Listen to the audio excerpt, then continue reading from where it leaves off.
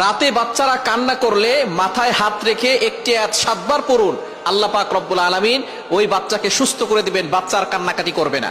বর্তমানে ম্যাক্সিমাম জায়গায় সমস্যা হচ্ছে যে রাতে বাচ্চারা কান্নাকাটি করে, অনেক বাচ্চারা অসুস্থ হয়ে যায়, আস্তে আস্তে কোনো খাবার খায় না, আস্তে আস্তে শুকিয়ে যায়। এরকম হয় কি হয় না?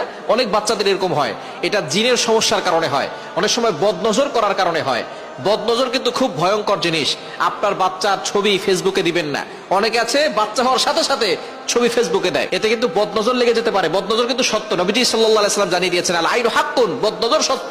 আর এই বদনজর এতটা ভয়ঙ্কর জিনিস, নবীজি সাল্লাল্লাহু আলাইহি সাল্লাম বলেছেন বদনজর একজন সুস্থ মানুষকে অসুস্থ করে ফেলে, কবর পর্যন্ত নিয়ে যায়, এবং একজন উটকে রান্নার পাতিলে পর্যন্ত নিয়ে যায়। সুতরাং এই বদনজর থেকে আমাদেরকে সাবধান থাকতে হবে।